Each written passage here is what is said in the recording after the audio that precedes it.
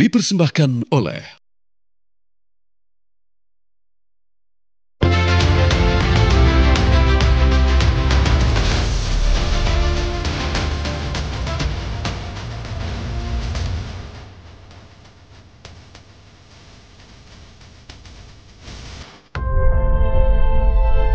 Pamflet tersebut kami cek di KKP tidak ada TKKPR-nya, jadi perizinannya tidak ada.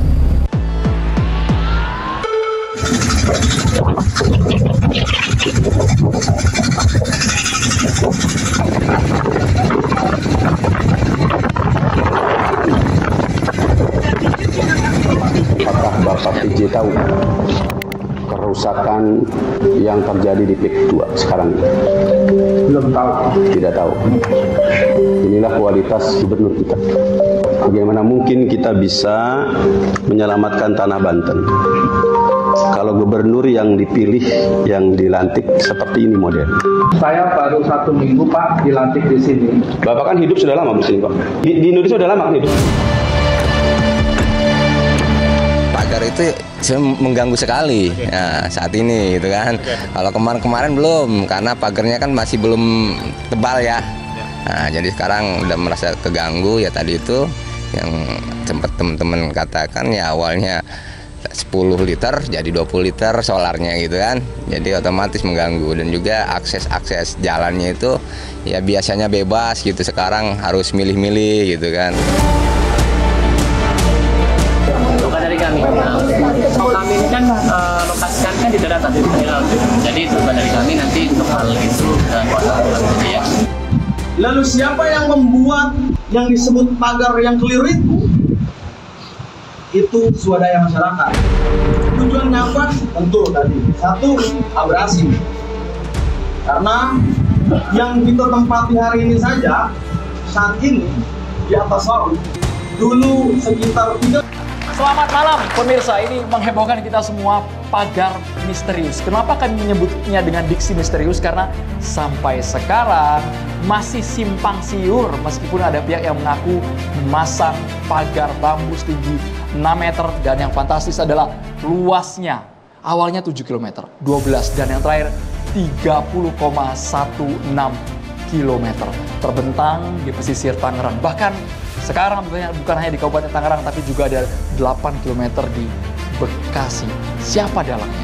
Itu dia, kalau kita lihat yang di wilayah Tangerang saja, kalau ditarik garis lurus tuh Andrew, itu panjangnya ibarat dari Monas sampai ke Tambun, Bekasi. Bayangkan sepanjang itu, bahkan dalam kurun waktu 5 bulan terakhir saja, pembangunan dari pagar laut ini bisa mencapai 4 kali lipat. Pertanyaannya sampai sekarang, siapa kemudian membangun? Ada 2 klaim, ada satu nelayan yang kemudian mengklaim ini merugikan kami, menghambat aktivitas kami, mengurangi penghasilan ikan kami. Tapi di satu sisi, ada yang mengklaim kan Andrew, ini swadaya masyarakat. Ini mencegah abrasi, ini menghindari bencana tsunami. Nanti akan kita bahas lebih dalam hanya di Catatan Demokrasi. Tapi malam hari ini penampilannya kayak lebih cerah. Studio juga segar banget ya Maria. Suasana baru di Catatan Demokrasi, lebih segar.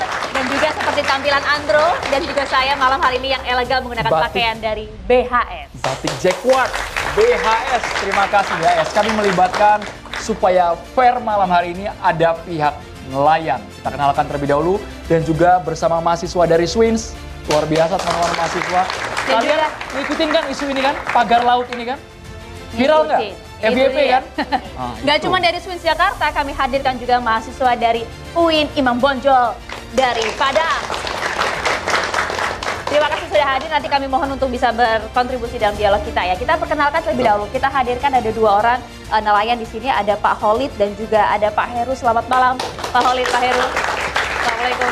Nanti Bapak cerita apa adanya saja sebagai nelayan profesi sehari-hari. Bapak yang paling tahu akan berapa penghasilan ketika ada pagar lautnya berkurangnya seberapa banyak. Ceritain nanti Pak Heru, Pak Khalidnya berani aja Pak. Di panggung kita berani aja. Emang siapa apa yang adanya. takut sih Andrew? Kira-kira kan saya nggak tahu kan. Takutnya ada yang neken pihak luar, kami berharap apa adanya. Buka-bukaan saja Pak ya malam hari ini. Oke, kalau gitu langsung saja kita juga akan perkenalkan narasumber kami satu persatu sudah hadir bersama dengan kami. Ada yang cantik jelita, ada Mbak Susan Herawati selaku Sekjen Koalisi Rakyat untuk Keadilan Perikanan atau Kiara. Selamat malam, silakan disapa Mbak. Selamat malam kawan-kawan semua, terima kasih sudah dihadirkan di sini. Kita juga ingin dengar nanti dari sudut pandang Kiara seperti apa Mbak Susan. Dan juga sudah hadir bersama dengan kami, ini ada Pak M. Ihsan Tanjung, tim MUI Pusat Tabayun dan Advokasi Masyarakat Tangerang. Assalamualaikum Pak. Assalamualaikum warahmatullahi wabarakatuh. Waalaikumsalam warahmatullahi Selamat wabarakatuh. malam semuanya. Baik, selamat malam Pak. Karena masyarakat pasti bertanya, kok ada MUI ya bahas pagar laut? Nanti dijawab Pak, ditahan dulu Pak ya. Nanti dijawab ya. Nanti kita berikan waktu. Kami hadirkan pula Kepala Ombudsman RI Provinsi Banten, Bapak Fadli Afriyadi. Assalamualaikum, selamat malam. Assalamualaikum warahmatullahi wabarakatuh. Selamat malam buat semuanya. Baik, terima kasih banyak Pak Fadli. Kami juga menghadirkan Ketua Umum BKN, Gus Rofi Muklis. Rofi Muklis. Selamat malam, Assalamualaikum adik-adik mahasiswa, mahasiswi Jatiwaringin ya, swing, betul. Dan bapak-bapak nelayan, mudah-mudahan kehadiran jenengan bisa menjalin silaturahmi. Terima kasih. Terima kasih banyak Pak Rofi Muklis. Kami juga menghadirkan ada pengamat sosial dan budayawan, Mas Irfan Wesi. Assalamualaikum warahmatullahi wabarakatuh. Moga acara ini bisa membantu untuk national character building, membangun karakter bangsa. Amin. Mantap, betul Pak. Kita tunggu Harapan Pak ya. kita. Kami juga menghadirkan ini yang jadi sorotan juga.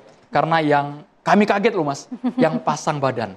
Yang tiba-tiba muncul di tengah viral, di tengah ribut-ribut masyarakat. Kami yang ngaku, kami yang masang atas nama Sandi Marta Praja, koordinator JRP. Selamat malam Mas Sandi. Baik, bismillahirrahmanirrahim. Assalamualaikum warahmatullahi wabarakatuh. Waalaikumsalam Hidup warahmatullahi rakyat. Baik, tadi perlu diluruskan ya teman-teman ya. Nanti kita berikan waktu ya Mas ya. Sabar. Tenang Mas, Mas Sandi udah mau ngegas duluan ini. Sabar Mas Sandi, kami juga menghadirkan agar ini objektif, berimbang juga dari pihak pemerintah. Ada staf khusus Menteri Kelautan dan juga Perikanan, Bapak Doni Ismanto Darwin, semoga bisa bergabung segera dengan kami. Karena kami heran Pak, ini sudah terpasang dari Agustus 2024 sampai dengan awal tahun 2025, kok baru sekarang riak-riaknya Pak? Berbulan-bulan kemana saja? Pemerintah tahu nggak ada yang masang itu? Apakah dipasang malam-malam? Nah, ada yang ngasih honor buat masangnya ya? Kalau 30 km sih nggak mungkin dalam waktu singkat kan Andro? Nggak mungkin. Itu orang satu atau banyak orang? Nggak mungkin juga kan ya? Nah itu dia, kita coba tanya langsung. Pak Holid, bagaimana sebenarnya Pak? Anda kan salah satu nelayan yang mengaku terdampak dengan adanya pembangunan ini. Silakan Pak. Ya, terima kasih. Mungkin ini saya akan cerita terkait pengalaman ya, empiris ya. Ya saya pikir ini bukan apa namanya hal yang gaib gitu kan. Atau misalnya apa namanya tuh kalau kata... Klinik. Bukan. Apa tuh Pak? Artinya masa sejenis bentuk yang terindra kok pada nggak tahu gitu. Jangan-jangan artinya kita ini sebagai nelayan yang dirugikan gitu kan. Kita ini sedang dikelola oleh seseorang yang kerangka berpikirnya ini cacat. Artinya memasukkan lingkaran yang besar ke dalam lingkaran yang kecil. Lebih jelasnya begini. Suatu kekuatan negara sebutnya kekuatan negara, tapi ini dipeluk dakom gitu kan, dikoptasi lah gitu, dikoptasi oleh apa namanya perusahaan-perusahaan gitu kan, perusahaan-perusahaan, sehingga kami dikelola itu. Makanya kami melihat ini, saya pikir kalau ngomong proyek PIK 2 PSN ini, saya pikir ini brutal. Terlalu dolim. Kalau Pak Holid ini termasuk yang diuntungkan atau dirugikan dengan adanya? Atau dirugikan. Kalau misalnya saya adalah orang yang diuntungkan, berarti tergolong saya ini orang yang berpikirnya minha. Minha itu setengah dari 100 PA.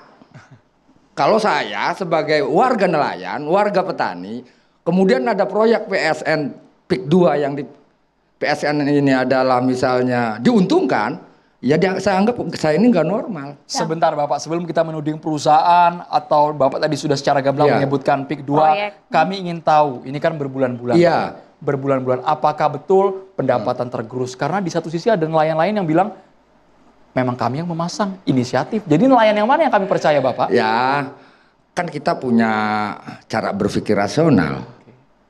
Masa sih nggak bisa ngebaca mana yang Ngaco mana yang enggak. Wong saya aja nelayan bisa kok. Saya nelayan bisa melihat mana yang benar, mana yang salah. Dibangun untuk memecah ombak, untuk mengatasi Nih, abrasi. maaf ya. Pak Khalid. Saya pertama berpikir, oh ini untuk budidaya rumput laut. Saya pikir ini juga bukan metodenya seperti itu. Saya mencoba berpikir untuk jadi nelayan sero.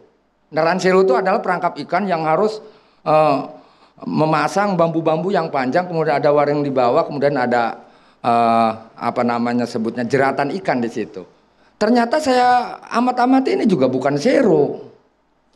Kemudian untuk apa namanya rumpon udang.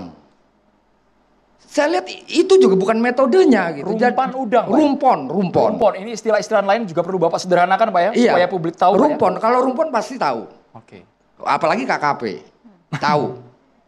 Ya saya lihat rumpon ya juga bukan. Wah jangan-jangan ini buat budidaya kerang hijau. Ini udah positif thinking banget. Iya, ya. saya positif, belajar positif terus gitu kan. Gitu kan.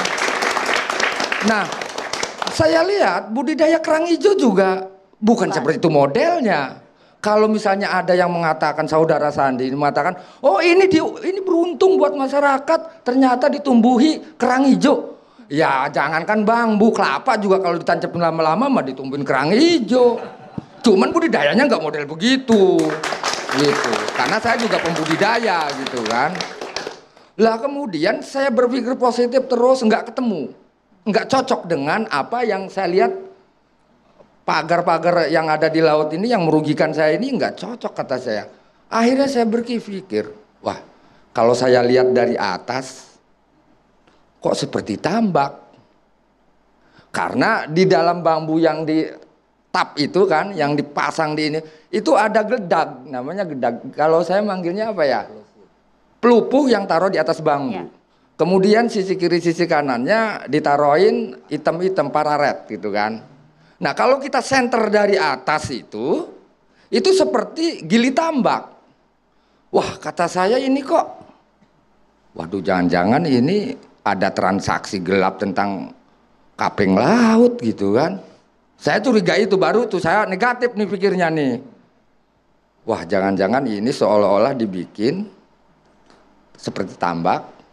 Kemudian beberapa orang cari girik, dibeli girik itu dengan harga murah, diganti nama saya anggaplah kan gitu, kemudian udah saya siapkan di BPN. Gitu, jangan-jangan ini mah dugaan. Dugaan ya Pak Olit. Dugaan. Kita boleh ke Pak Heru setiap Ya, hari gitu. yang melaut di sana, yang mencari ikan di sana, Pak Olit dan juga Pak Heru, kita boleh bergantian ke Pak Heru. Nggak pernah lihat sama sekali Pak, 5-6 bulan ada orang yang masang itu secara sengaja? Kalau Pak Heru? saya alamatnya di sana kan, domisili usaha di sana. Saya punya salah satu nelayan tradisional Pak. Jadi pasang bubu kepiting, juga punya budidaya kerang hijau atau Phenipheridis ya. Juga saya memiliki objek wisata mangrove di sana. Jadi kebetulan tahu lah. Dari mulai pengiriman sampai penancapan itu saya perhatikan, tahu lah tiap harinya. Pengiriman bambu itu menggunakan alat-alat berat atau bagaimana itu Pak? Pengiriman itu dari mobil truk Bu. Oke. Malam tuh 5 ngompoy. Malam hari? Iya malam hari. Lewatnya juga dari rumah saya. Iya. Tapi gitu. Bapak nggak diajak kan? Enggak. Pernah ada ajakan. Ngajaknya gimana? Dikasih uang, satu bambu berapa? Maksudnya ngajaknya untuk kerja, karena saya punya kapal perahu buat masang bubu gitu. Itu pernah. Cuman saya pikir proyek dari mana gitu kan. Kita pengen tahu persis lah. Takutnya nggak dibayar lagi kan gitu. Itu persoalannya. Juga itu sangat ya, setelah lama kemudian, ya dulu sih cuma pagar membentang ya. Nah, ke sekarang udah ngotak-ngotak ya, bener kata Pak Khalid tuh. Jangan-jangan gitu, ada apa-apanya. Pada saat nancepin pertama kali tuh Pak bambu-bambu itu nggak sempat nanya, ini buat apa? Oh, sempat. Ngobrol dengan para pekerja di sana. Sempat nanya. Nah iya, sempat nanya, Pak mohon maaf ini buat apa? Buat pagar laut. Loh, kok laut di pagar gitu, buat apa? Ya katanya sih buat PIK 2 gitu, Agung Sedayu kata si karyawannya itu. Itu jelas disampaikan. Jelas ya? disampaikan.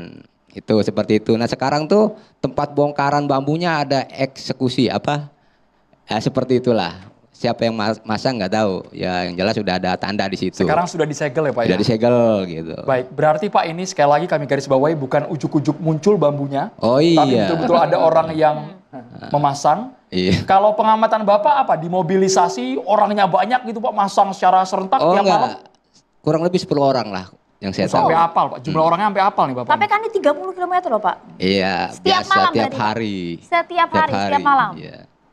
Tiap hari jalan itu. Bapak sempat nanya upahnya berapa mereka masang? Kalau upah itu ada yang harian, ada yang borongan yang saya tahu. Yang harian berapa Pak? Yang harian itu kurang lebih 100-an lah kurang lebih. 100. Yang bulanan, yang borongan. Kali 10 orang. Kalau yang borongan katanya per meter persegi katanya gitu. Tapi upahnya kalau yang borongan saya belum paham tuh seperti apa. Tapi sejujurnya yang kami miris kenapa baru sekarang ya Pak ya teriak. Waktu awal-awal masang kok semuanya diam saja. Bahasa anak sekarang dokem aja Pak. Iya, pura-pura namanya. Pura-pura dalam perahu. Bukan yang nggak tahu, pura-pura. Nggak sempat menanyakan Pak kepada pihak berwenang setempat atau kemudian melaporkan keresahan ini menghambat aktivitas Pak Heru, Pak Khalid dan juga teman-teman di sana. Ya, bisa. Ya saya juga pernah menanyakan pada RT, pada Kades. Ya itu proyek ya kan strategis nasional. Kebijakannya bukan pada saya tapi pusat. Nah seperti itu. Begitu. Iya jawabnya. Ya kita diam aja. Oh begitu. Ya ternyata kan ada teman-teman yang lain. Ya ada opsi-opsinya kan. Ya gimana-gimana juga. Ya saya salah satu pembudidaya kerang hijau, tahu persis kalau memang budidaya kerang hijau bukan seperti itu. Kalau memang buat untuk budidaya kepiting atau udang atau ada polanya masing-masing. Misalkan ada bagan, ada sero, ya kan. Ada tapi Pak kalau berurusan dengan perut, mohon maaf ya Pak, kalau berurusan dengan perut, dengan ekonomi, dengan keuangan kan harusnya teriak Pak. Kalau memang pendapatannya tergerus dari Pak Heru, Pak Khalid merasa betul-betul pendapatannya menurun drastis Pak. Ya semenjak ada itu? Iya jelas. Ya makanya kan gini, saya menunggu kedaulatan negara ini untuk bersikap. Karena saya tidak melihat negara di situ. Dampaknya apa sih Pak? Kita ingin lihat sebenarnya berpengaruh seberapa besar terhadap para nelayan Gimana di sana? ya, yang namanya laut itu adalah dapur saya. Ya bagaimana kalau dapur saya ini diacak-acak di kotak-kotak atau ruang lingkup saya geraknya itu dipersempit. Misalnya nih, sekarang ini cuaca buruk. Kalau ke tengah, yang namanya nelayan tradisional kan ukuran perahunya juga nggak maksimal. Ya saya harus cari ke pinggir. Nah di pinggir, di pagar. Gimana itu? Tapi Pak Heru... Jadi harus putar lebih jauh lagi. Iyalah, harus cari tempat-tempat wilayah ikan yang itu saya harus dapat gitu kan. Tapi Pak Heru, Pak Khalid sudah mendengar apa yang dikatakan Mas Andi, ternyata pagar bambu itu tidak semata dipasang, ada dampak positifnya kata Mas Andi. Sudah, saya sudah tahu. Bahkan saya kenal dia. Sudah ngobrol? Ya seharusnya nggak usah nama JRP. Jaringan Rakyat Pantura. Rakyat Pantura. Kenapa nggak KPB aja dari awal gitu? Apa itu KPB Pak? itu apa Pak? KPB itu konsolidasi pemuda Banten. Persis samanya seperti itu pemikirannya. Karena ini jauh, namanya nggak begitu dekat dengan pantai utara, digantilah pantai utara. Saya paham dia siapa. Saya paham. Dan siapa otaknya juga tahu. Mas Andi harus menjawab otaknya siapa. Iya. Sesaat lagi Pak. Iya. Kita harus jeda dulu Pak, ditahan dulu Pak. Energinya boleh Pak ditahan dulu Pak. Bapak bisa sambil tarik nafas Pak. Iya. Kita harus iklan hanya di Catatan Demokrasi. Harus diungkap pemirsa. di sini.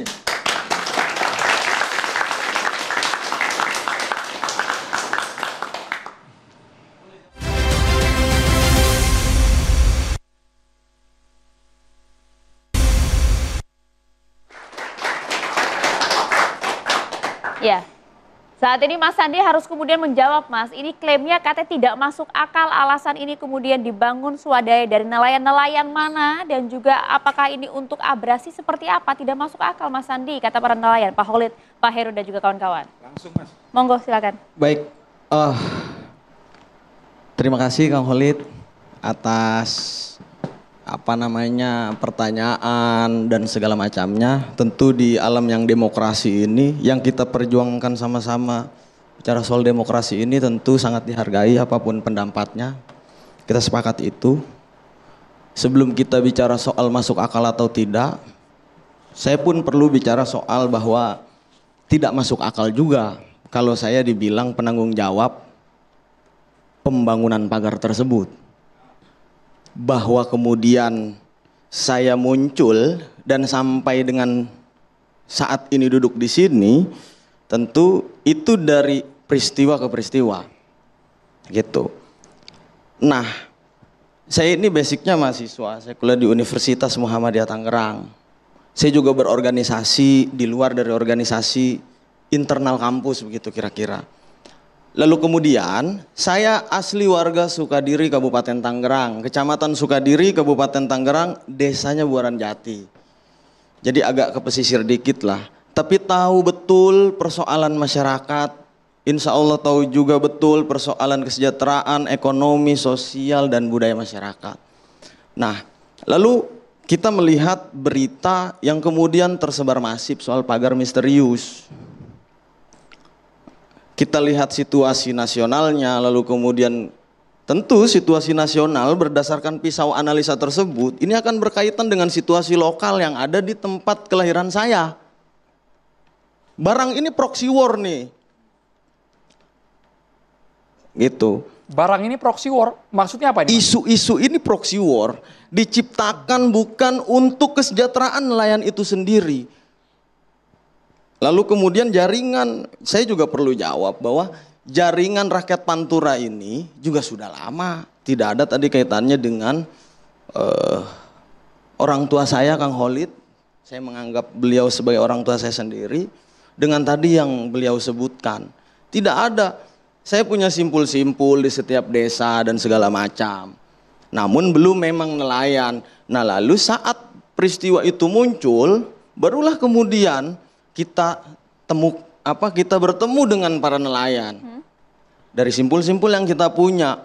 Lalu kemudian kalau ada yang tidak sepakat, ada yang sepakat dan segala macam, ya itu sah-sah saja. Kapasitas saya di situ sebagai mahasiswa yang kuliah di kota, tidak ingin membiarkan kampung halaman saya diobrak-abrik begitu saja, clear sampai situ. Lalu kemudian akhirnya saya bicara melalui konferensi pers. Tidak ada satu kata pun saya bilang. Saya tidak menyebutkan satu kata pun bahwa saya sebagai penanggung jawab itu. Itu clear, ada videonya. Lalu saya bilang, saya miris dalam konversi itu, kira-kira begitu ya. Saya miris di alam demokrasi yang kita perjuangkan sama-sama dengan darah, air mata, bahkan nyawa. Sampai dengan hari ini, tapi kemudian sudah membabi buta framing-framing yang dilakukan oleh media-media ini. Sampai media-media besar pun yang dulunya saya percaya banget, Bang, bilang saya penanggung jawabnya. Tidak ada padahal di dalam konversi itu. Sebentar, Mas Andi, narasinya mungkin bisa diputar karena hampir di seluruh media, ini media yang firm ya, media bukan media abal-abal, menyatakan bahwa iya betul JRP yang bertanggung jawab, yang mengaku memasang ini merupakan swadaya masyarakat nelayan setempat. Koreksi Mas kalau salah Mas, supaya ini tidak jadi hoax. Saya tidak tahu ya cara kemudian media ini bisa begitu segala macam. Yang jelas kan patokannya harusnya pada statement, pada doorstop. Kalau konvers ya konversnya, segala macam kan seperti itu. Saya ingat betul, bahkan saya putar berkali-kali videonya, tidak ada saya menyebutkan hal seperti itu. Kapasitas saya adalah meluruskan informasi.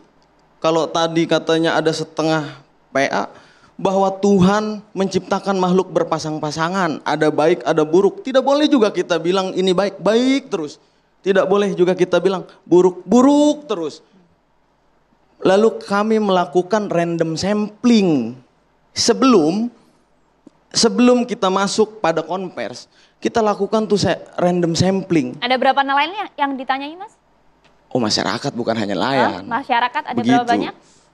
Ya kalau masyarakat di pesisir itu berjuta-juta ya. Ada berapa desa berarti? Yang random sampling itu tadi kan? Ya tersebar di beberapa desa, tentu tidak sampai ke Pontang. Karena belum sampai sana begitu kira-kira. Boleh disebutkan Mas nama desanya Mas? Agar misalnya, kita paham nelayan mana, nelayan mana. Di desa Karangserang, lalu di desa Keronjo juga ada. Nelayan juga kan bukan 1-2 orang, banyak. Ada pro ada kontra, ya sok-sok mangga. Lalu ada di desa Kohot dan segala macam. Lalu ada berapa? Ya kira-kira ada 100 sampai 150 orang lah kita melakukan random sampling. Itu tidak sampai ke desa Pak Holid dan Pak Heru ya? Pak Holid itu kan di Pontang setahu saya. Tidak ya berarti ya? Oh iya, tidak. Nah lalu kemudian saya bilang dalam random sampling tersebut ya kita tanya tentang eksistensi objek tersebut. Gitu. Ada yang jawab tahu, ada yang jawab tidak dan segala macam. Lalu ada yang menjawab, saya tanya ini dari mana, kan tidak mungkin seperti kisah-kisah Candi Prambanan yang dibangun oleh segala macam, tidak mungkin kan tiba-tiba ada. Lalu oh swadaya masyarakat dan segala macam. Oh swadaya ya. Saya pikir lagi, lalu bisa jadi juga swadaya, kan seperti itu. Karena di negeri ini dalam membeli pesawat pertama di negeri ini juga swadaya setahu saya di Aceh. Begitu berarti kira-kira. yang diajukan Mas Sandi ke nelayan dan juga masyarakat, pertanyaannya sifatnya tertutup, hanya iya tidak?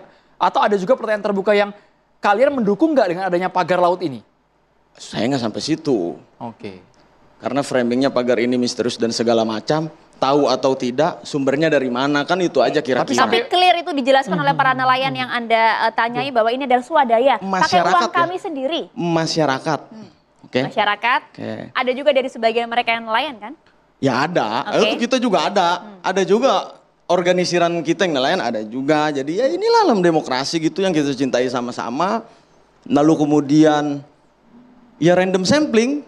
Kalau bayangan kita kayak ini loh, apa survei pemilu dan segala macam, tidak ada juga tuh nama-namanya.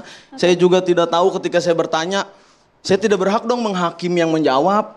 Misalnya, kamu tahu nggak ini eksistensi objek tersebut? Ah bohong lu, kan gitu nggak mungkin saya begitu kan. Kamu tahu nggak ini dan segala macam, nggak mungkin. Sebentar Mas Sandi, kita harus konfirmasi ke Pak Heru kalau versinya Mas Sandi ketika JRP melakukan random sampling itu mereka bilang swadaya. Tapi tadi Pak Heru bilang mereka dibayar kok Mas. Ada upahnya, harian dan borongan. Pak Heru, yang benar yang mana ini Pak? Ya, terima kasih. Jadi untuk bicara pemberdayaan itu kayaknya nggak ada. Karena di situ ada tenaga kerja yang memang dibayar.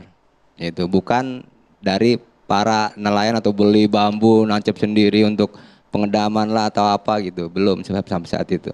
Pak Heru sempat ngobrol tidak, berbincang tidak dengan nelayan-nelayan yang kemudian tinggalnya di daerah yang tadi ikut ditanyai oleh JRP gitu. Sempat ngobrol nggak? Betul tidak? Ya saya kan dari Keronjo Bu, nelayan juga. Tapi sampai saat ini belum ada sweeping atau apa atau tentang mengajak pemberdayaan atau sosialisasi atau dan lain sebagainya. Mas Sandi. Ya, saya pun sampai dengan hari ini tidak pernah ditanyakan survei soal pemilihan presiden waktu 2024, tapi ada tuh angka surveinya. Kan begitu ya. Ya, kadang kita membayangkan bahwa rakyat ini hanya ada di dalam rumah kita saja, padahal jumlahnya 267 juta penduduk Indonesia. Tapi sebentar Mas Sandi, untuk JRP sendiri Mas, ini kan tuduhannya cukup liar Mas di luar sana. Ada yang bilang katanya JRP ini sepertinya ada bohirnya nih. Ada investornya dibayar untuk menggerakkan, mengatur opini. Ada yang bilang jangan-jangan JRP ini public relation dari sebuah korporasi besar untuk menutupi isu itu. Sampai seperti itu loh Mas. Itu fitnah-fitnah yang tersebar Mas, dikonfirmasi Mas. Baik, sah dia berpendapat itu, tapi tentu dia harus bertanggungjawabkan apa yang kemudian dia ucapkan. Kan sederhana hukum di kita, bahwa ada hukumnya dan segala macam. Tinggal apa yang mau diuji. Ini negara hukum, bukan negara asumsi, bukan negara apalagi spekulasi. Ini negara hukum, clear. Kalau kemudian saya sebagai penanggung jawab dan segala macam masih pakai motor saya datang ke sini. Tidak benar dibayar, berarti tidak benar ya Mas ya? Siapa yang dibayar? Anda, JRP dan lain-lain kan tudingan seperti itu. Siapa artinya yang mau membayar? Dikonfirmasi tidak benar ya? Saya ini namanya? Sudah banyak track record di Tangerang ya. Aksi massa dan segala macam, sampai saya dan kawan-kawan jahit mulut bicara soal kesehatan. Siapa yang membayar itu? Kita boleh kehilangan apapun, tapi saya rasa kita tidak boleh kehilangan nalar dan nurani. Pak Sandi, itu poinnya. Boleh tanya nggak ya? Artinya gini, kenapa saya justru belum bisa menangkap ketika pemagaran laut itu dibilang swadaya gitu kan, karena tolak ukurnya adalah pendapatan daripada nelayan tersebut. Saya hitung bambu itu dari mulai Karangserang sampai Kronjo itu ya diperkirakan ya jutaan gitu kan. Kalau per batang bambu saja kali, nggak usah harga bambu itu sebenarnya 22.000 atau 20 sampai 15.000. Kita hitung yang terendahnya aja lah 15.000 kali berapa juta bambu, udah berapa? Kira-kira masuk nggak dalam pikiran kita ketika itu adalah sebuah swadaya masyarakat gitu kan. Sementara pendapatan masyarakat sendiri ya saya pikir murad marit gitu. Itu, terima kasih. Mas Andi ditanggapi sebelum ke Mbak Susan? Langsung ditanggapi dulu Mas. Langsung poinnya boleh? Justru ini yang harus jadi pembahasan kita harusnya. Kenapa tadi saya buka dengan proxy war? Tidak ada kepentingan untuk nelayan dalam pembahasan tersebut, dalam framing tersebut. Kenapa tidak diviralkan soal kesejahteraan nelayan, apa kebutuhan nelayan dan segala macam? Rakyat kita ini tidak akan kenyang kalau lapar, kalau kita hanya bilang kenyang, walaupun kenyang itu sampai 1000 kali. Kan seperti itu. Akhirnya apa? Kita ini hari ini posisinya sebagai komoditas politik yang kepentingannya bukan untuk kepentingan kita. Artinya dana itu hitung-hitungan tadi mungkin ya, swadaya itu. Lah iya, kan berangkatnya dari situ tuh. Langsung poinnya boleh? Maksudnya tolong hitungin tolong hitungin buat saya, kira-kira masyarakat ini bisa enggak sih mendapatkan uang sebesar itu? Dari mana uangnya? Kalau memang itu pemberdayaan, itu aja jawabannya. Nggak usah kemana-mana, saya nggak ngerti. Iya, tadi kan Pak Khalid yang sudah menghitung per bambu 22.000 dan segala macam. Kira-kira masuk enggak gitu? Kalau ini yang melakukan masyarakat gitu.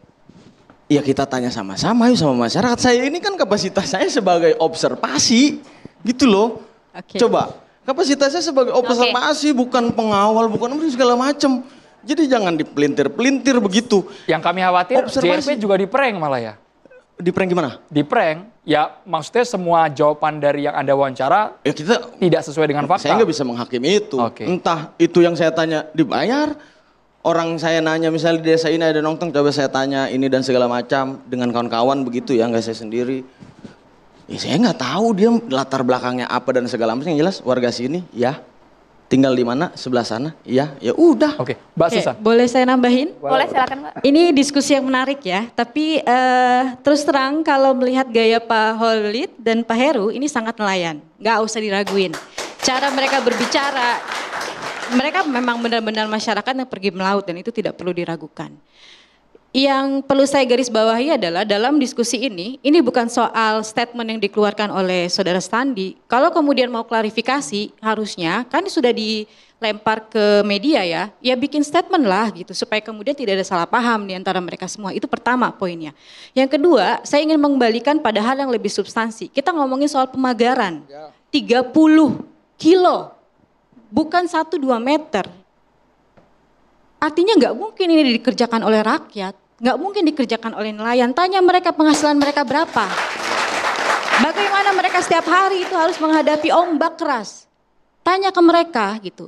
Masalahnya ini ada di halaman kita. 30 kilo dalam pengerjaan waktu 7 bulan, Bandung Bondowoso aja mungkin heran gitu ya. Kok bisa gitu, dan kemudian keluar lagi ada narasi bahwa ini dilakukan oleh swadaya rakyat.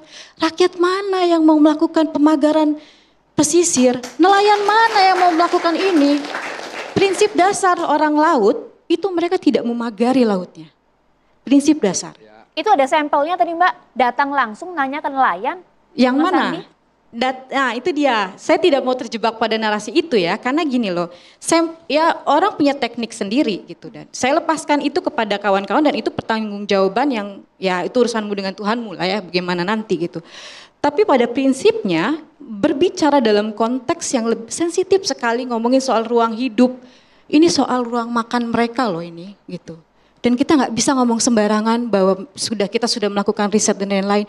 Kami juga turun ke sana. Tapi kami nggak mengeluarkan data yang sedemikian ekstrim dengan mengatakan yang aneh-aneh. Yang kita mau tuju saat ini adalah siapa yang kemudian membiarkan 30 kilo itu terbangun. Dan untuk apa? Itu aja. Itu yang harus kita jawab bersama Mbak Susan. Kami juga Itu akan dia. menghadirkan pihak pemerintah. Kenapa pemerintah kesana kecolongan? Kok bisa tiba-tiba ada dalam waktu 7 bulan? Sesaat lagi di catatan demokrasi pemirsa.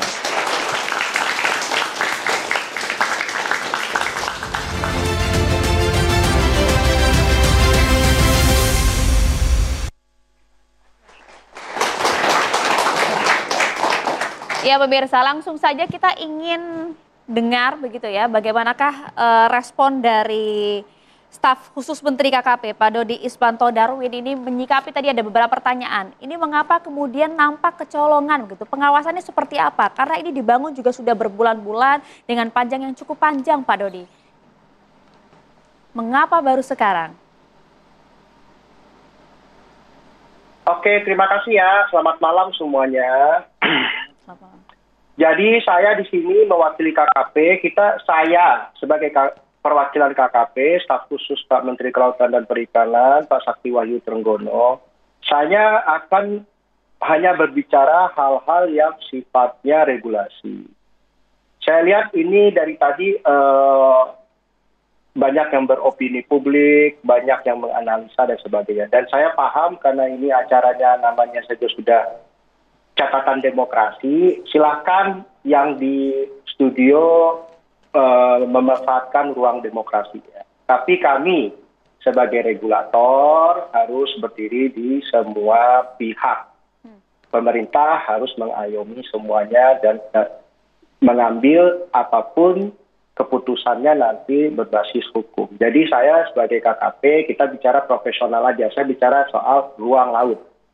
Izinkan saya menyampaikan rututan regulasi pemanfaatan perairan pesisir setelah terbitnya putusan Mahkamah Konstitusi nomor 3/PUU nomor 7 tahun 2010. Ini memunculkan paradigma hukum baru tentang pemanfaatan ruang laut di Indonesia, di mana sesuai Undang-Undang Cipta Kerja, perubahan nomenklaturnya menjadi kesesuaian kegiatan pemanfaatan ruang laut, KKPRL. Inilah aturan yang kita pegang sebagai regulator di kelautan dan perikanan. Mengapa kita bisa sampai masuk ke objek yang sekarang kita diskusikan? Karena kami sebagai pengampu Undang-Undang Cipta Kerja memiliki tugas untuk menata ruang laut. KKPRL itu fungsinya dua. Menyatakan kesesuaian ruang laut dan menyatakan penggunaan dan pemanfaatan ruang laut itu.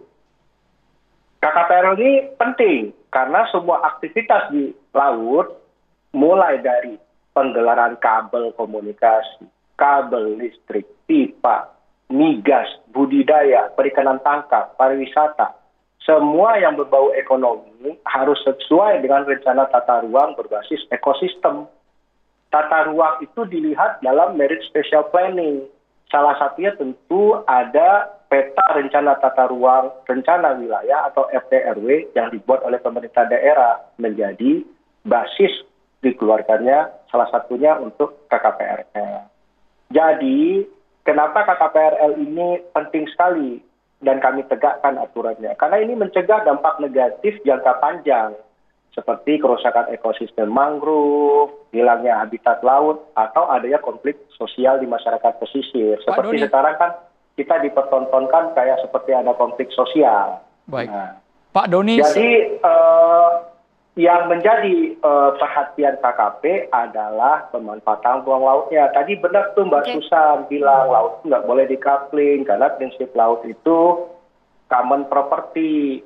Karena dia harus open access, itu juga sudah dinyatakan oleh UNCLOS. Jadi kalau ada penguasaan perorangan atau oleh swasta, itu bisa hilang akses dan keleluasaannya, seperti hilangnya pekerjaan masyarakat, dan sebagainya, dan sebagainya. Nah, ini yang terus dijalankan oleh Pak Menteri kami, Pak Sakti Wahyu Trenggono, sesuai prinsip ekonomi biru, di mana ekologi sebagai panglimanya, dan memperhatikan keberlanjutan, terutama kemaslahatan masyarakat pulau-pulau pesisir, termasuk masa depan biota laut. Nah, tadi saya udah bilang background-nya, regulasinya, sekarang ke objeknya. Objek ini sekarang dalam proses penegakan hukum yang dilakukan oleh KKP. Saya tidak bisa bicara panjang lebar kalau sudah masuk proses penyelidikan, karena ini ada penegakan hukum. Makanya saya memberikan ruang kepada yang ada di studio, silakan berdiskusi, kami nggak buta, kami akan telaah mana yang bisa layak menjadi pertimbangan untuk menjadi salah satu temuan awal penyelidikan, mana yang tidak gitu. Nah, sekarang itu karena lagi proses penyelidikan dan sudah diberikan batas waktu 20 hari oleh Dirjen PSDKP kami, jadi saya mohon semua bersabar. Saya tidak bisa mengeluarkan apa yang lagi dicari dan sebagainya. Tapi saya mau menegaskan di sini, yang menjadi konsen kami pemanfaatan ruang laut. Tapi kalau saya lihat diskusinya ini lebih ke tidak pemanfaatan ruang laut, tapi ke saya lihat unsurnya lebih ke unsur APH yang lain. Makanya saya sebenarnya berharap di sini juga ada pihak APH lain yang diajak untuk berdiskusi. Baik, alhamdulillah di situ saya lihat ada dari Ombudsman, tapi kan itu terkait administrasi. Tapi kalau cerita-cerita awalnya kan itu udah kayaknya lebih ke APH yang lain. Nah, baik, Pak Doni, jika Bapak mendengar suara kami, Pak Doni, kami juga memberikan sesi tanya jawab. Mbak Susan ingin bertanya langsung kepada pihak KKP karena awalnya panjangnya tidak sampai 30, awalnya dari DKP juga sudah turun 7 kilo, 10 kilo sampai akhirnya 30 kilo. Silakan Mbak Susan ingin bertanya. Iya, ini menarik ya kalau bicara soal tata ruang. Artinya memang kita percaya masih ada orang baik gitu ya yang ngurusin laut gitu. Tapi kalau kita lihat bagaimana kejadian 30 kilo gitu ya terjadi di pesisir dan kemudian orang termasuk kita semua meributkan soal izin atau berizin atau tidak, bagaimana kita memanfaatkan ruang laut dan lain-lain gitu. Tapi pernahkah kawan-kawan yang berada di bangku-bangku empuk pemerintahan itu bertanya kepada semacam Pak Holil gitu ya, Pak Holil, Pak Heru ataupun kawan-kawan yang lain, laut mereka mau diapain? Karena saya perlu ingatkan kasus perampasan ruang yang hari ini kita bawa nih soal pemagaran laut itu terjadi setidaknya dari catatan Kiara ada di Pulau Sangiang, Pulau Pari, Wawoni'i, Torobulu, Jeneponto, Rempang, Manado, Aceh, Sedang Bedagai dan tolong dicatat. Itu semua kasus-kasus yang kita laporkan kepada KKP dan tidak ada respon. Kalau kemudian pemagaran yang terjadi hari ini dibiarkan seolah-olah dibiarkan 7 bulan nggak ada yang merespon, tanya mereka berani nggak melapor? Karena kami sudah tanya ke mereka, kenapa mereka nggak melapor? Karena mereka takut, nggak tahu mau kemana, mau merespon mana.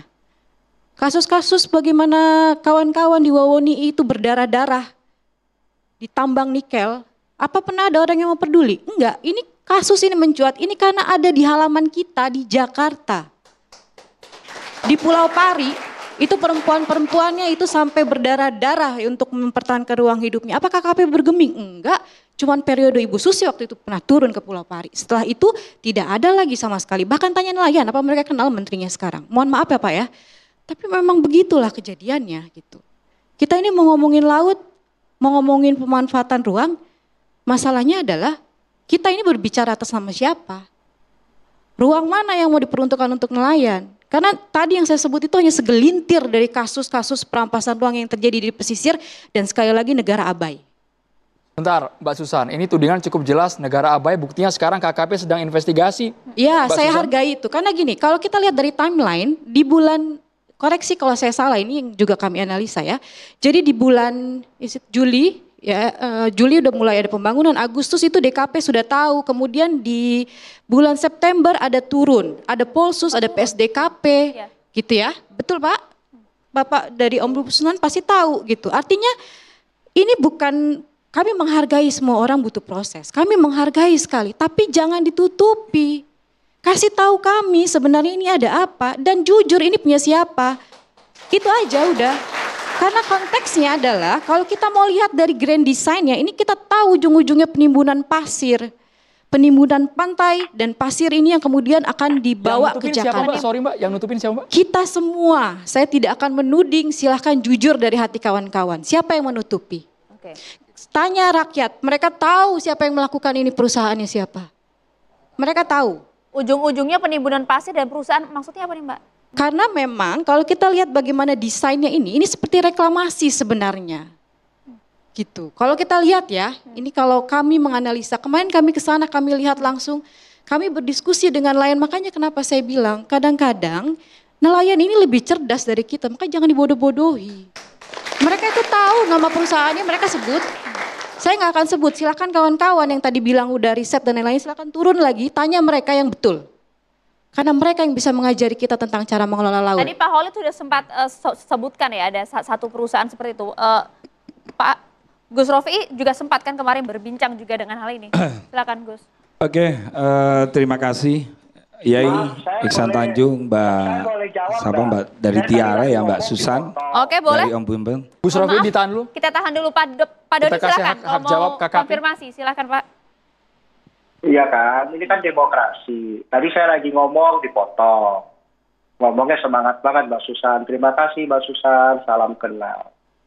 Ya saya menghargai pendapat Mbak Susan karena posisi beliau memang seperti itu. Tapi kalau dibilang apakah di era Pak Trenggono tidak ada penegakan hukum terkait pemanfaatan ruang laut. Kita di Pulau Rupat, kita segel Mbak.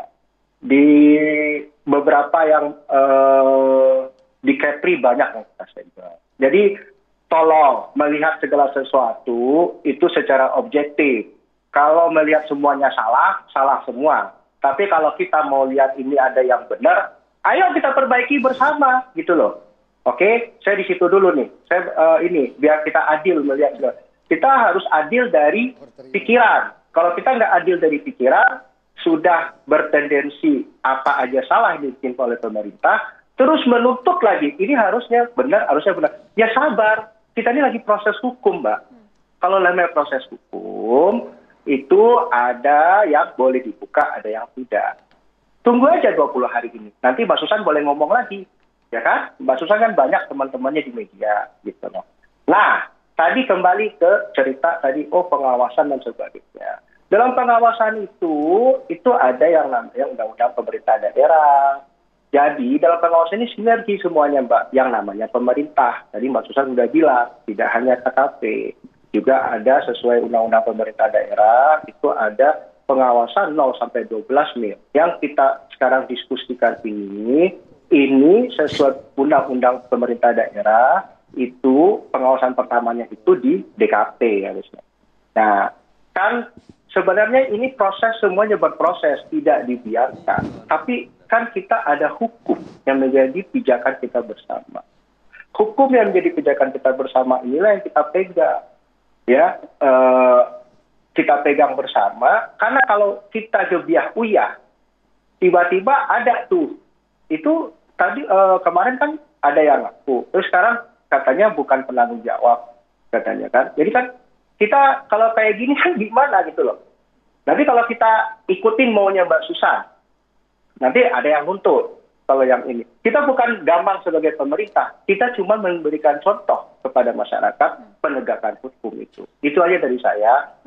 Saya nggak mau berpolemik. Mbak Susan sudah berkomentar, saya kasih waktu saya tadi diambil, silakan next. Oke, saya respon sedikit ya Pak ya. Tapi gini, saya tidak pernah punya masalah apapun itu. Tapi memang kalau kemudian kita harus bersikap adil dari dalam pikiran, saya percaya kita sudah lakukan itu. Pertama, kita bisa runut bagaimana kasus-kasus perampasan ruang yang hari ini sedang ada di meja ini, gitu ya. Bagaimana kemudian respon KKP, silakan kita sama-sama lihat secara mendalam dari setiap kasus yang pernah ada, gitu ya. Dan kasus-kasus itu semuanya sebenarnya sudah masuk ke KKP.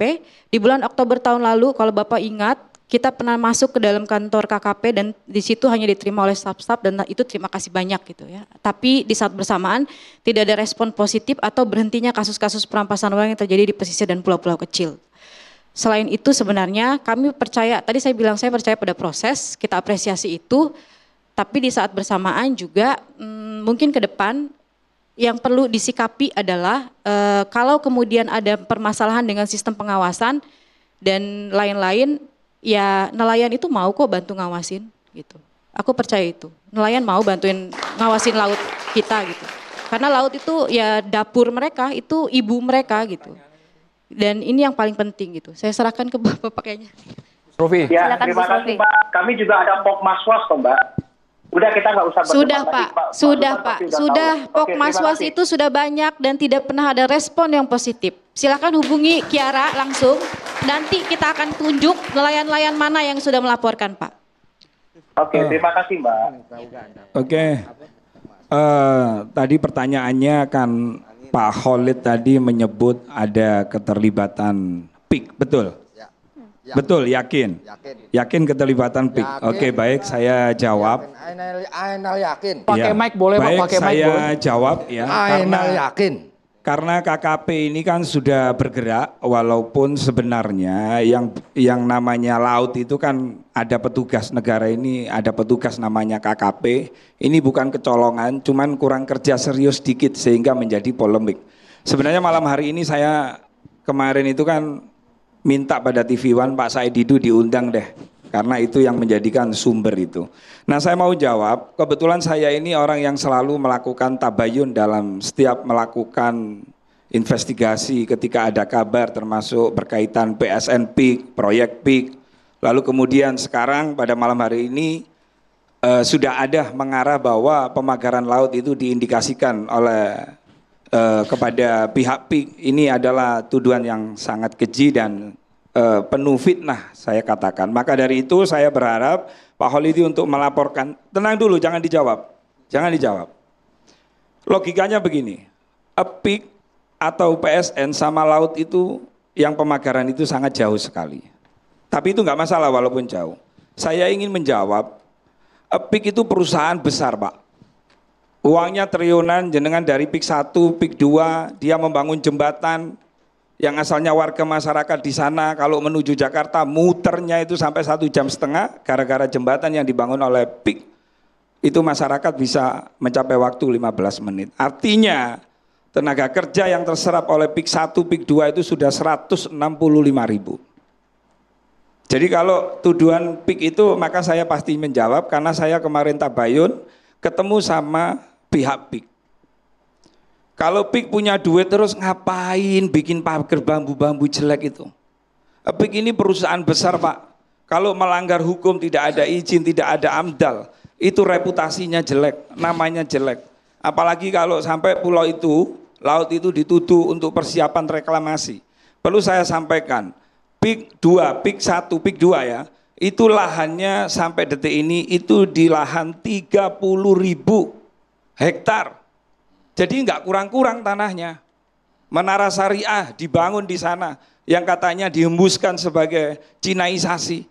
PIK 2 itu dibangun, Menara Syariah terbangun dulu. Jadi yang harus dipahami adalah apa sih PSN PIK itu? PSN PIK itu Pak, kenapa kok dinamakan PIK? Karena tanah Kementerian Kehutanan ini yang luasnya 1.754 hektar ini itu dekat sama PIK dan itu tidak ada menggusur warga. Jenengan kalau datang ke tanah PSN, blok A, blok B, blok C, blok D, blok E, itu masih kosong semua. Ada istilah itu bukan tempat jin buang anak, tapi buat jin berzina. Karena saking sepinya PSN itu. Jadi kalau kemarin ada sebuah institusi meminta PSN PIK untuk dibatalkan karena mudorot, pertanyaannya, apa sudah melakukan kajian? Apa sudah tabayun? Apa sudah cross check ke negara? Karena PIK ini mendapatkan tanah itu untuk mengelola dalam rangka untuk menjalankan Perpres tahun 2024. Kita fokus ke pagar laut ya, Iya. Gus? Nah ini nanti kita tarik ke Bisa pagar laut. bertanya nggak Pak? Iya. Jadi kalau dituduh kepada PIK, saya berharap Pak Khalidi harus membuktikan. Oke. Ya. Karena apa? Karena begini Mbak. Bisa kesempatan saya bicara nggak? Sebentar. Belum dulu Pak Khalid. Karena tadi sampean sudah bicara banyak, apalagi tuduhan sampean ini tuduhan yang tidak berdasar dan itu harus dipertanggungjawabkan kepada hukum. Itu jelas itu Pak Khalid. Ya, kita menghormati jenengan berpendapat, boleh berpendapat, tapi harus dibuktikan. Ya, harus Bisa malam hari ini Bapak-bapak, pembuktian bisa malam hari ini dengan durasi yang porsi yang adil sesaat lagi. Kita harus sudah hanya di catatan demokrasi pemirsa.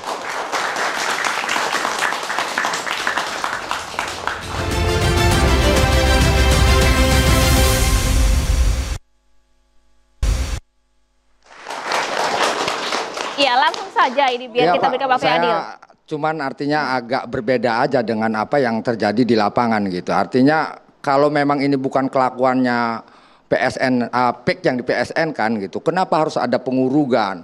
Sawah yang lagi ada tanam padinya ditimbun, terus kemudian Mungkin Bapak nggak tahu ya, saya ini AA jual tanah, ya kan, 50.000 per meter. Yang kemudian di ACC dicairnya 50.000 ya dikasihkan ke pemilik tanah itu 30.000. Dan ini yang melakukan kepala desa. Dan ada pun persoalan misalnya mana datanya segala macam. Ya maksudnya ini saya cerita tentang pengalaman saya yang saya temukan di bawah. Sebentar. Sungai di Orok. Itu juga kerjaan siapa? Kalau nggak ada yang ngaku, nanti swadaya lagi. Atau apa gitu kan. Nah terkait masalah, kenapa saya sebut PIK?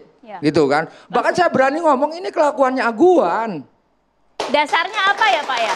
Loh, buktinya ini apa bukan Pak? tanya dasar di sini, ini bagian dari materi gugatan. Udah. Langsung ditanggapi boleh? Langsung ditanggapi. Udah dari materi gugatan. Maksudnya gini, pemagan laut, pengurugan sungai, kemudian gusuran segala macam, udah jadi materi gugatan. Oke, kita jawab dulu boleh ya Pak Khalid ya? Karena Silakan. jenengan melebar, saya ini yang mengadvokasi masalah, ini akhirnya bahas proyek PIK. Jadi begini Pak, PSN PIK dan proyek PIK itu dua hal yang berbeda. Ya kalau proyek PIK itu buat perumahan Pak. Kalau PSN PIK Pak, tanah ini masih kosong dan di situ di aturan tidak boleh bikin perumahan. Tapi buat wisata edukatif, wisata alam. Ya itu Pak. Nah sampean tadi kan tanya nih, ada orang dibayar, terus dipotong. Pak itu hoak, PIK itu begini Pak cara bayarnya. Karena kami mendampingi. PIK itu bayar kepada ahli warisnya. Sertifikatnya ada, ahli warisnya ada, itu dipanggil di kantor, notaris, saksi lurah, baru dibayar. Kalau dibayar melalui lurah, saya katakan itu hoak. Nggak ada pembayaran melalui lurah. Itu final sudah. Silakan. Dan kita juga nggak percaya ya. Silakan jenengan bawa ke saya selesaikan 3 kali 24 jam. Kalau ada yang tidak dibayar oleh PIK, asal suratnya ada, sertifikatnya ada, ahli warisnya ada. Datang ke saya. Kalau itu tawaran yang sudah nyebar di desa-desa, itu mah saya juga sering ditawarkan masalah itu. Lah iya, tapi Pak. masalahnya ini udah terjadi. Gitu kan, Pak, jual beli tanah yang menjadi calo ya, adalah lurah. Kita tidak melebar. Kebanyakan lurah ini yang jadi calo ini. Pak Khalid, dari Gus Ombudsman. Rofi. Jenengan melebar gitu loh, makanya saya jawab itu. Kita kasih ke Ombudsman, kita kembali ke pagar laut Pak. Ya udah, masalahnya kan pemikiran Bapak dengan apa yang saya lihat di lapangan itu berbeda jauh. Begitu. Loh, makanya Pak, makanya kalau saya bukan Said Didu Pak, saya konkret. Oh, kalau saya juga bukan Said Didu, saya bukan gini loh. Kalau jenengan, saya rakyat yang terdampak. Dengarkan dulu. Saya melihat negara tidak pernah hadir di hadapan saya. Bukan kedaulatan negara sekarang sedang dikooptasi oleh perusahaan-perusahaan. Kita kembali ke pagar laut. Dari Ombudsman Gus Rofi cukup. Jenengan ini pingin jawaban konkret. Kan tadi kan saya jawab jenengan nih. Katanya ada warga dipotong 20.000 dari harga 50.000. Nah itu bawa ke saya gitu loh. Itu sudah melebar. Mohon maaf, kita tidak kembali ke sana. Dari Ombudsman cukup. Gus Rofi, Ombudsman soal pagar laut. Kita kembali ke konteks tema kita malam hari ini. Pak Fadli, temuan Ombudsman seperti apa soal pagar laut ini? Oke, baiklah, terima kasih. Assalamualaikum warahmatullahi wabarakatuh. Jadi begini Bapak-Bapak ya, pada Ombudsman Provinsi Banten itu sudah melakukan kunjungan bersama pimpinan Ombudsman Pusat pada tanggal 5 Desember. Kami sudah menyusuri pagar laut itu dari awal sampai ke ujung. Dan itu kondisinya bukan cuma satu lapis, berlapis-lapis. Jadi kalau kita masuk, memang ada yang terbuka, kita masuk, nanti untuk begitunya termasuk terbuka lagi. Ini saya ambil di Google Map ya. Jadi kalau maaf mungkin tidak kelihatan. Jadi kalau di Google Map itu kelihatan bahwa itu berkotak-kotak dan ada pintunya. Kita coba pakai aplikasi Google Map, kita tarik. Kalau kita masuk dari sini sampai dia keluar dari pagar itu dibandingkan tanpa ada pagar itu 2 kali lipatnya. 2 kali lipat. 2 kali lipat jaraknya. Itu silakan dicek di Google Map itu ada. Dan kami juga sudah masuk ke situ. Kami sudah menyusur itu semua. Memang itu membutuhkan jarak yang lebih jauh. Artinya begini, pertama memang semua kita tahu bahwa laut tidak boleh dipagar. Itu yang pertama. Yang kedua, aturannya jelas bahwa untuk setiap pembangunan yang ada di laut itu semestinya ada izinnya. Yang ketiga, pada tanggal bulan Oktober di saat DKP melakukan kunjungan, pemeriksaan, gabungan bersama beberapa aparat hukum, dan itu beritanya ada di media, itu dinyatakan bahwa itu semestinya sudah dihentikan. Ya, panjang masih sekitar 10 km. Sekarang panjang ada sekitar 30 km, ada 3.800 nelayan yang terdampak di sana dan segala macamnya. Nah, Ombudsman posisinya di mana? Ombudsman adalah lembaga negara yang tugasnya adalah mengawasi penyelenggara pelayanan publik. Sekarang apakah ini penyelenggaraan pelayanan publik? Tentu saja. Ini penyelenggaraan pelayanan publik ya. Yang kedua, apakah ini merugikan masyarakat dengan menempuh jarak yang lebih jauh? Tentu itu merugikan masyarakat karena mereka membutuhkan biaya yang lebih besar di saat mereka harus sampai ke laut. Belum lagi di saat malam hari penerangan kurang. Ya, tidak semua pagar itu tebal sebagaimana yang kita lihat. Ada beberapa bagian di dalamnya itu cuma satu baris bambu. Nah itu kalau sampai ketabrak di malam hari itu tentu akan berdampak. Di sisi inilah maka Ombudsman per 19 Desember kemarin sudah menyatakan kita melakukan investigasi. Dan proses investigasi masih berlangsung. Sampai hari ini kami sudah memanggil beberapa pihak. Tentu hasilnya masih menunggu dalam proses. Tapi kami melihat begini. Bahwa sampai dengan saat ini kan ada sekian nelayan yang dirugikan. Meskipun menyatakan ada yang tidak. Tapi ada yang dirugikan. Lebih banyak yang mana Pak? Yang iya, kita yang tidak bicara banyak dan tidak. Tapi realnya ada yang dirugikan.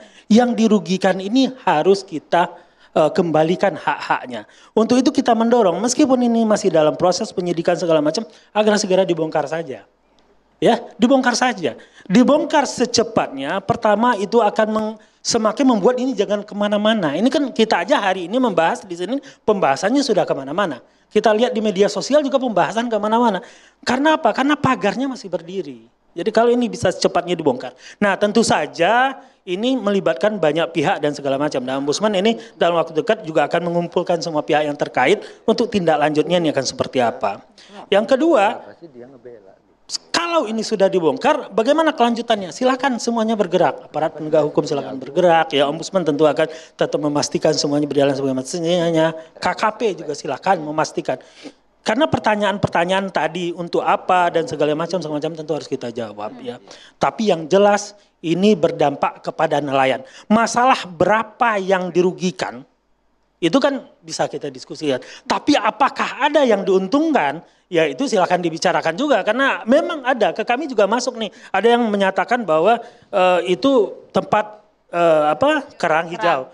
Ya silakan kita tanyalah kepada teman-teman dosen atau ahli perikanan laut ya, apa benar itu seperti itu? Tapi Ombudsman menemukan bahwa ada nelayan yang dirugikan di sana. Sudah pasti ada yang dirugikan. Pak Intan dan Pak Irfan juga harus mengomentari hal ini. Usai jeda, sesaat lagi di Catatan Demokrasi.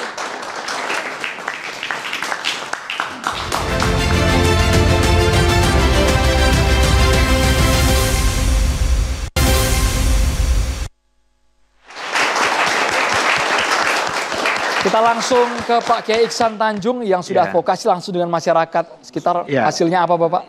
Makasih. Saya dari tim Tabayun dan Advokasi MUI Pusat tergeret oleh pagar laut. Jadi ini luar biasa ya, kami lagi advokasi PSN tiba-tiba terseret oleh pagar laut. Jadi memang tadi kami habis rapat dengan Kementerian Perekonomian. Dia menjelaskan tentang pagar laut dan banyak isu di situ di pagar laut itu sebetulnya yang dibahas dengan Kementerian Perekonomian tadi. Dan alhamdulillah beliau menyampaikan arahan Pak Presiden akan mengevaluasi semua PSN di Indonesia, termasuk yang di PIK. Tepuk tangan buat Pak Presiden.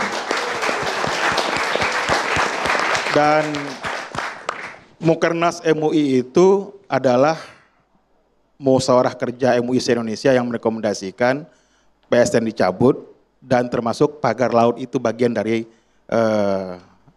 yang kemudian berkembang dari karena PSN ini baru.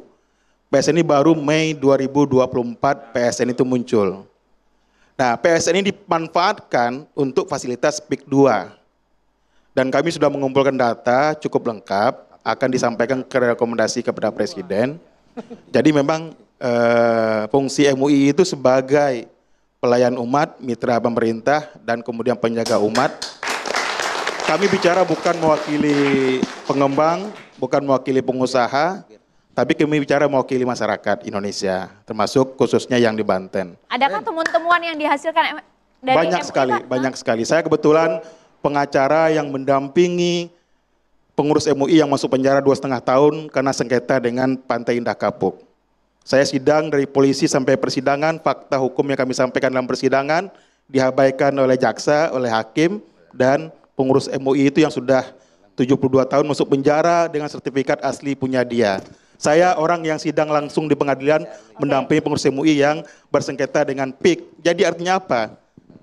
Kami ini orang yang bekerja di lapangan dan tahu persis bagaimana pekerjaan PIK menzalimi masyarakat di situ. Pak, jadi Pak, artinya bentar, gini. Pak. Sudah kasasi, Pak? Iya. Yai sudah kasasi. Jadi belum? apapun ceritanya, Mas Rafai, kami bukan mewakili PIK, kami bukan mewakili pengusaha. Iya, tapi kami kan bekerja untuk masyarakat. tuh. Jadi kalau ada yang ribut mewakili pengusaha, kami tanya sejak kapan ditunjuk pengusaha mewakili PIK. Ini ada orang bicara. Pertanyaannya itu sebagai apa posisinya di PIK? Apakah komisaris kah atau direksi kah? Jadi saya bingung. Kalau kita bicara konteks keadilan kebenaran, bukan keluar-keluar seperti ini, buktikan Yai, aja. ngapunten, Yai. Nggak buktikan ini, Bukan, jadi gini. karena jenengan Nggak apa-apa. menjustifikasi. Saya tahu Pak Lukito tahu saya yang sampai tangan ini saya sekarang tahu kita kok. bicara Pak bambu. Lukito. Pak Ihsan, Pagar mohon izin, laut. kita bicara pagar laut. Ada Pak orang Ihsan, yang kemudian sensi ketika saya bicara pagar laut, nyebrang ke PSN. Saya tarik lagi ke pagar laut nih. Balik ke pagar laut lagi Pak ya. Sekarang kita bicara pagar laut. Tadi dengan Kementerian Perekonomian kami udah bahas pagar laut panjang kali lebar. Jadi mohon maaf, saya tarik lagi nih PSN. Saya nggak bahas PSN, saya bahas pagar laut lagi. Boleh fokus Pak. Nah pagar laut ini sudah dijelaskan seterang-terangnya bahwa ada fakta-fakta yang ditemukan oleh pemerintah, KKP segala macam, ini dikerjakan oleh perusahaan-perusahaan yang mengerjakan masyarakat pagar laut. Nah bagaimana nanti pendalaman, kebetulan tadi dengan Kementerian Perekonomian yang membawahi semua bidang. Nah nanti mungkin minggu depan kita akan pertemuan lagi dan hasil-hasil ini akan kita sampaikan kepada Presiden, bukan untuk kemudian ribut di publik. Kita harapkan ada kebijakan-kebijakan yang berpihak kepada masyarakat, sehingga kemudian keadilan bisa ditegakkan. Jadi kami tidak mau berpolemik, kami hanya mau agar masyarakat mendapatkan haknya secara adil. Kami tidak mau masuk lebih dalam ke persoalan PIK-nya, tapi kami mau jelaskan kesempatan ini semoga masyarakat yang ada di kawasan, di sini saya punya petanya, pagar laut itu mencakup beberapa lokasi. Oke. Ya. Sambil tunjukkan yang mana Pak bagian yang ditunjukkan di sini, ke layar? Ya itu pagar laut ya. Ini sumber dari Kementerian Perekonomian, Kemenko Perekonomian. Tadi kita bahas, itu ada kecamatan yang masuk wilayah pagar laut. Jadi artinya di situ jelas tegas bahwa ini bukan kerjaan masyarakat nelayan, tapi ini kerjaan korporasi yang dikerjakan secara sistemik, terukur, dan jelas. Oke. Terima kasih. Assalamualaikum warahmatullahi wabarakatuh. Waalaikumsalam warahmatullahi wabarakatuh. Yo, assalamualaikum warahmatullahi wabarakatuh. Waalaikumsalam warahmatullahi wabarakatuh. Saya diundang di sini sebagai kontak pemerhati sosial dan budayawan. Saya akan memulai filosofi nenek moyang kita bahwa mulai dari bawah itu namanya desa mowocoro. Sesuatu tatanan desa itu harus dengan cara. Tidak perlu dengan ribet untuk menyelesaikan masalah secara paling bawah. Naik dikit, negoro mowototo. Negara itu dibangun dengan tata kelola, undang-undang hukum yang benar segala macam. Terus yang paling inti, ini kalau kita kaitan manusia khalifah fil ardi, menungso moworoso, manusia itu harus dengan rasa. Dari tiga ini sudah gak ada. Inilah hancurnya mungkin national character building kita, membangun karakter bangsa kita, ditambah tadi dari pihak MUI pusat. Nengok aja pertanyaan orang yang nanya aja enggak. Gitu. Apa sopan Pak kayak gitu Pak? Kita tidak personal, kita fokus tidak pagar laut. Iya, oke, saya akan lari ke sana. Kan saya pemerhati sosial. Poinnya pagar laut Mas. Iya. Iya, tapi itu juga penting. Orang nanya juga dihargai dong orang nanya. Anda juga nggak sopan. Oke, kita sekarang kembali saya lagi tanya. boleh? Nah, ini kan tidak bisa masalah berdiri sendiri, Mbak. Jujur aja, kalau ini dipersempit hanya pagar laut, ini nggak adil. Karena memang masalahnya goreng-gorengannya kemana-mana. Saya tanya sebagai MUI, sebagai ulil ilmi, apakah Anda sudah mengecek di lapangan masalah tentang PSN PIK bedanya dengan PIK dan lain sebagainya sudahkah? Saya sebagai berperkara unit di pengadilan absor, itu setahun, apakah Anda juga sudah melakukan kacamata perspektif Pak. multi? Setahun saya di pengadilan, Pak. Urus Partai Indah Kapuk itu berperkara kami, Pak. Saya punya bukti lengkap, Pak. Bapak ngomong mungkin sebagai budayawan. Sekarang bagaimana dengan MUI Banten? Bapak bicara nggak punya bagaimana fakta. dengan MUI Banten? Saya punya bukti lengkap, Pak. Yang berbeda siap Bapak siap adu dengan hanya MUI Pusat. bicara, tapi nggak punya faktanya, Pak. Saya punya bukti lengkap, Pak. Siap. Kapan setelah pasca acara ini kita ketemu kan? Oke, kita bahas pagar laut dulu boleh, Pak Oke, Irfan, Pak masalah Iksan? pagar laut. Kembali ke pagar laut, Pak, Ini maaf, ini kayak semacam tembok pagar Gog and Magog atau Yakjud Makjud aja secara sosial ini, secara sejarah. Seolah-olah kok menjadi hanya gugon tuhon katanya kalau rojonggrang atau pagar tiban. Ayolah selesaikan bareng-bareng. Ingat, pasal 33 kan bahwa bumi, ya hasil bumi, alam segala macam, termasuk air di dalamnya itu kan untuk dikuasai negara untuk kesejahteraan rakyat. Lah, maka ini kita ini tadi dari katanya ada info katanya ini dari swadaya masyarakat segala macam, ada yang bilang dari korporasi segala macam. Kita tunggulah pemerintah kita untuk investigasi, kita beri waktu. Walaupun memang kita akui kadang-kadang kayak polisi India, telat gitu loh.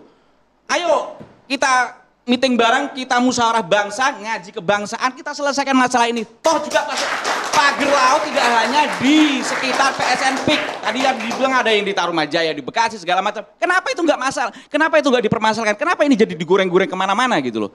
Lah ini ya intinya bilang MUI tolong harus menjadi badan instansi pengayom gitu loh. Jangan menjadi malah kompor. Sebenarnya MUI itu kalau kata Gus Saudara maksudnya kompor seperti apa contohnya? Ya Kami kan tabayun. Saya jadi gini, saya jelaskan dulu ya. MUI itu Mukernas. Merekomendasikan tentang PSN. Ya. Kami bentuk tim, tiba-tiba muncul pagar laut. TV One mengundang kami pagar laut. Ya. Nah sebetulnya MUI terseret pagar laut, itu masalahnya. Lah masalahnya kami itu masyarakat, mengurusin PSN, bukan mengurusin pagar laut. Pak Iksan, masalahnya masyarakat juga tergiring info-info sebelumnya tentang PSN. Nah, makanya tidak bisa saya berdiri luruskan, hanya sekedar pagar Anda laut. bicara MUI. Apalagi kaitannya dengan etnis Cina tertentu segala macam. Ya, akan ada ini semua kait Nggak, jadi berkait, gini, nggak bisa. Nggak, poin kita ini. MUI itu tegas dari awal, tim tabayun dan advokasi. Nah dari tabayun itu kami sudah mengulang fakta-fakta dan bukti-bukti yang ada. Siap pertemuan dengan MUI Banten? Siap, kemarin kami sudah mengundang, jadi gini, MUI Pusat sudah mengundang MUI Banten, MUI Tangerang, MUI DKI, dan itu dirilis kok. Semua orang melihat pertemuan itu, dan hasilnya jelas. Singkat boleh Gus. Kemudian tadi pertemuan, sebentar dulu Mas, pertemuan tadi, kan kita udah berapa sesi Mas? Yang pertama sesinya MUI Pusat, MUI Banten, MUI Tangerang, sama MUI DKI itu minggu lalu. Minggu tadi kita dengan Kementerian Perekonomian, minggu depan kita dengan Kementerian Kehutanan, Lingkungan Hidup, sangat sistematis Mas. Iya. Jadi kalau ditanyakan, nggak arti gini, tahapan masih berjalan. Oke, kita tunggu tahapannya ya, Pak betul. Iksan. Jadi artinya gini, apa yang disampaikan ngomong MUI itu ada proses tahapannya. Jadi mudah-mudahan nanti hasilnya kita kasih ke Presiden. Semoga dievaluasi PSN itu masuk pagar laut itu. Saya bentar, terakhir ya. Saya tahu apa yang disampaikan Yai Ihsan. Lucu MUI ini. Majelis Ulama Indonesia yang mengatasnamakan ulama, kumpulan ulama. Tapi beliau-beliau rakernas dulu, setelah itu diumumkan, lalu memutuskan meminta di poin 11 untuk membatalkan PSN PIK. Saya kritisi pada hari itu karena beliau tanpa kajian. Saya tahu tabayun baru setelah kita kritisi beliau sekarang bikin tim tabayun. Jangan Bapak Ibu. Mukernas itu sebentar dulu, biar clear ya. Mukernas itu forum pertemuan MUI se-Indonesia. Mereka membahas itu bukti-bukti yang ada di situ tuh lengkap semuanya. Maka keluar rekomendasi. Jadi imunisi teman-teman yang tidak paham MUI yang tidak paham Mukernas jangan kemudian enggak sebentar dulu. Saya menanggapi. Ini ada pernyataan yang tidak paham tentang mekanisme Mukernas. Tadi sudah dijelaskan Pak Kiai, teman-teman yang tidak masuk ke Mukernas jangan memberi judge yang tidak bagus. Baik Pak Kiai, karena itu itu internal MUI. pemusyawaratan yang internal dan dibahas secara mendalam. kalau kemudian sepihak diberikan opini terhadap hasil Mukernas itu nggak bagus. Baik, kita bukan terima kasih Pak Isam penjelasannya. Jadi saya mau luruskan aja. Ya, jadi jangan sampai memutuskan dulu ya. Mas Andi singkat. Mohon maaf, kami berikan waktu ke Mas Andi, silakan. Pertama, soal pagar laut tidak ada kepastian hukum yang konkret di negeri ini. Oke. Jadi siapa subjek hukumnya dan segala macam tidak ada juga. Segala macam.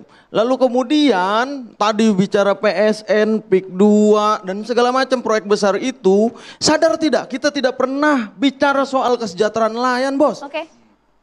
Sebentar ya. Ini kita ngomongin apa? Dari tadi kita ngomong ini kesejahteraan rakyat loh. Gimana konteksnya Anda berpikir bahwa pagar itu bisa menyelesaikan kesejahteraan? Proyek ada atau tidak adanya pagar. Nelayan itu sudah dari dulu. Saya lahir di situ, Mbak. Saya tahu, saya nggak meragukan Anda lahir di mana. Jadi itu betul. Iya, saya tahu. Makanya kita duduk di sini. Gak mungkin kesejahteraan itu lautnya di kapling, Bos. Kesejahteraan nelayan di sekitar memang sudah perlu kita perjuangkan. Bapak, kita tunggu kerja pemerintah 20 hari ke depan. Bagaimana kerja dari KKP, Pak Doni? Singkat, Pak. Boleh, Pak? Satu kalimat, Pak. Sebelum kita tutup program malam hari ini, ada komentar? Pak Doni ada komentar? Proses yang sudah berlangsung, Pak Doni. 1-2 kalimat, silakan. Laut itu KKP lah yang tanggung jawab itu gimana tuh? Di-unmute, Pak. Tolong di-unmute, Pak. Audionya udah dinyalakan, Audionya dibuka, Pak. Ada yang bilang 2 tahun udah itu pagar kan gitu. Mana yang benar gitu loh. Pak Doni langsung ke poinnya singkat, boleh Pak, silakan Pak. Silakan Pak, poinnya Pak.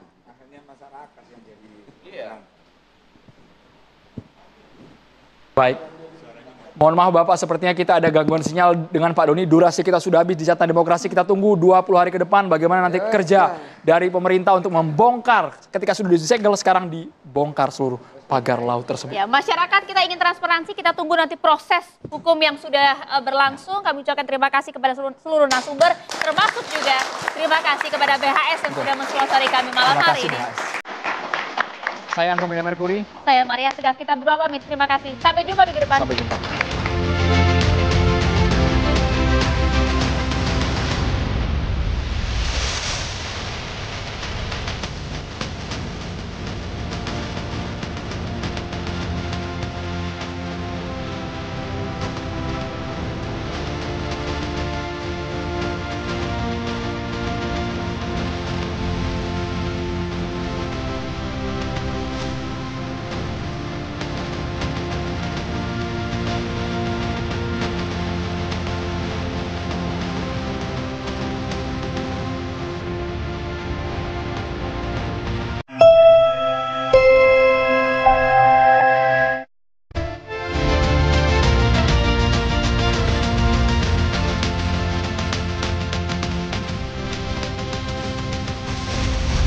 Dipersembahkan oleh